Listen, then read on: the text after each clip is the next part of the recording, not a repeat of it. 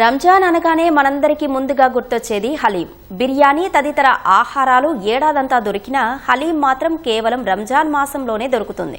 అందుకే చిన్న పెద్ద తేడా లేకుండా అంతా ఇష్టంగా ఆరగిస్తారు. సాయంత్రం అయ్యిందంటే చాలు నగరాల్లో హలీం ఘుమఘుమలు నోరూరిస్తాయి. కుల మతాలకు అతీతంగా అందరూ ఆరగించే హలీం తయారీపై ప్రత్యేక కథనం. రంజాన్ వచ్చిందంటే చాలు హలీంకుండే క్రేజ్ అంతా ఇంతా కాదు. తరతరాలుగా హైదరాబాద్ కి ప్రత్యేకంగా ఉన్న హలీం కొన్నేళ్లుగా దేశ విదేశాల్లోనూ విపరీతమైన ఫ్యాన్స్ ను సంపాదించుకుంది.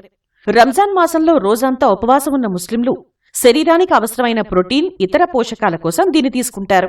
ప్రత్యేకమైన తయారీ విధానం, అద్భుతమైన రుచితో కూడిన హలీంను చిన్న పెద్ద యువత అంతా ఇష్టంగా ఆరగిస్తారు.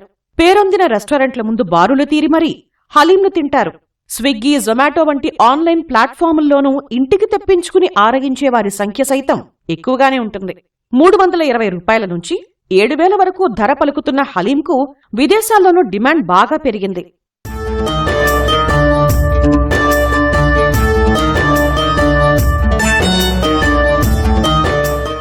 ఏదైనా వంటకం గంట నుంచి 2 గంటల్లో తయారవుతుంది.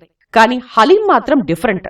ప్రత్యేకంగా రూపొందించిన బట్టీలో విశాలమైన గిన్నెల్లో కట్టెల పొయ్యిపై దాదాపు 10 గంటల పాటు ఉడికించి తయారు చేస్తారు. భారీ ఎత్తున తయారు చేసే హలీంతో వేల మందికి ఉపాధి సైతం లభిస్తుందని హోటళ్ల నిర్వాహకులు చెబుతున్నారు.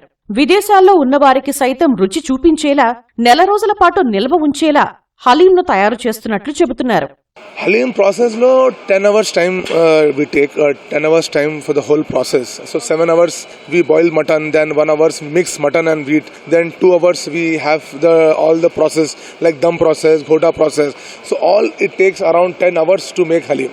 All this mutton boiling for 7 hours, then all the mutton juice, bone marrow, all the soups come in halim and then mix it. So it's very good for health, very rich in proteins, calcium, vitamins and all very good for health.